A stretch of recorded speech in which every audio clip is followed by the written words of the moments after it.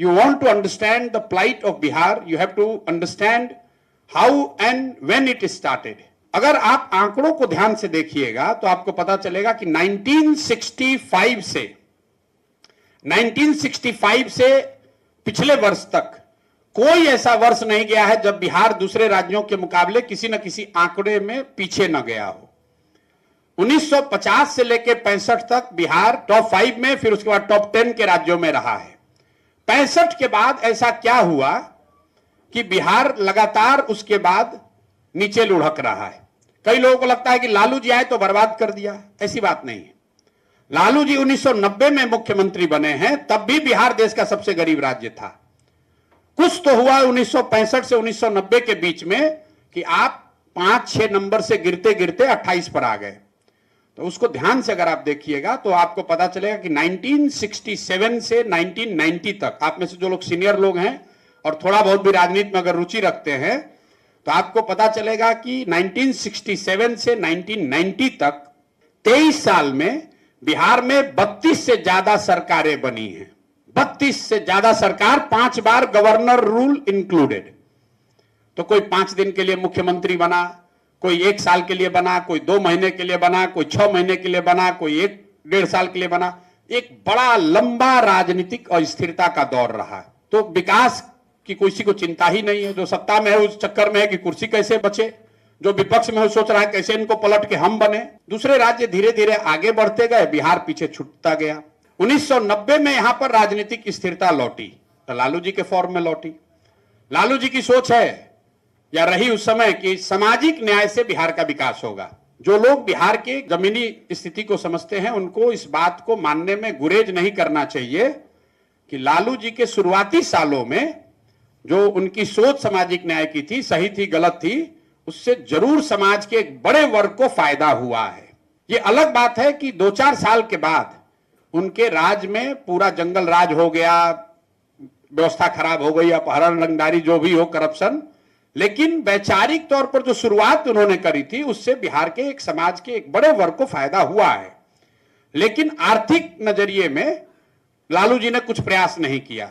दूसरा जो उन्होंने बड़ी दूसरी गलती करी, गलती जानबूझ के किया या उनकी समझ का फेर है, कि जिन वर्गों को उन्होंने आवाज दिया उन वर्गों के बच्चों के पढ़ाई की बात नहीं की। जिन वर्गों को उन्होंने आवाज दिया उनको उन्होंने जमीन नहीं दी। और तीसरा, उन्होंने उन परिवार के लिए, अपने उन जाति के लोगों के लिए भी उन्होंने पूंजी व्यापार की व्यवस्था नहीं की। नतीजा क्या हुआ कि जिन वर्गों की राजनीति वो किए वो लोग भी और पीछे छूटते चले गए। वो आवाज लगा रहे हैं, लालू जी के नाम पर झंडा उठाए, उनका आवाज बुलंद किया, लेकिन उनकी अपनी शैक्षणिक या आर्थिक स्थिति नहीं सुधरी। उसके बाद 2005 में नीतीश बाबू आए। पहले 5 साल में आपको हमको बिहार सुधरता हुआ दिखा, बिल्कुल दिखा।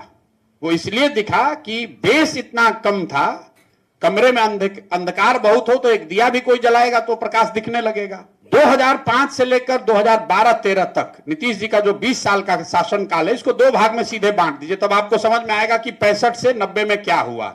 नीतीश कुमार वही हैं, व्यवस्था वही है, बिहार की सरकार वही है, समाज वही है, जाति वही है।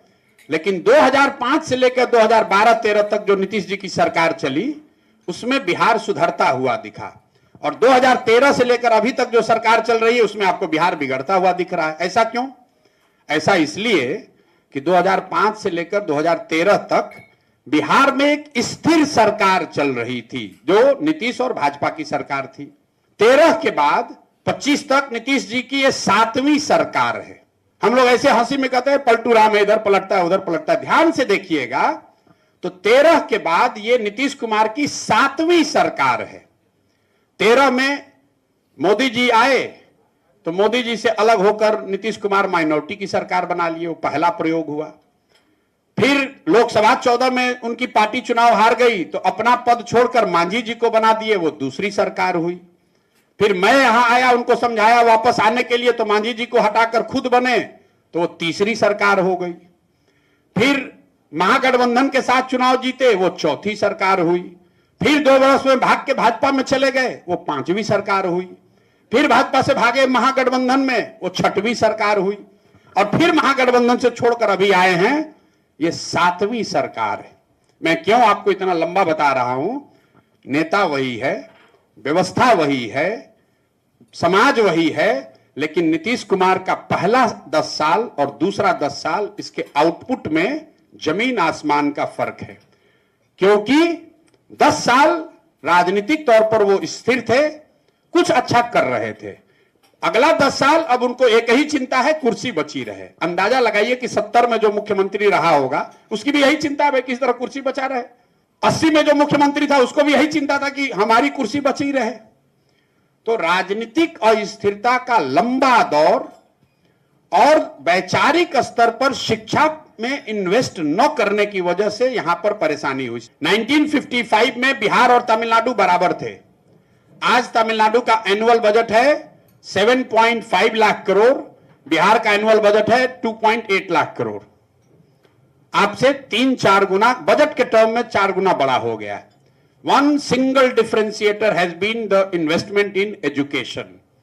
जो द्रविडियन आंदोलन हुआ वहां पर भी यही हुआ, ब्राह्मणिकल ऑर्डर को हटाओ, जो यहां पर सामाजिक न्याय की बात है, यही द्रविडियन आंदोलन में भी हुआ है। The difference has been 2, 1 investment in education and second समाजवाद के नाम पर कैपिटलिस्ट को भगाया नहीं गया।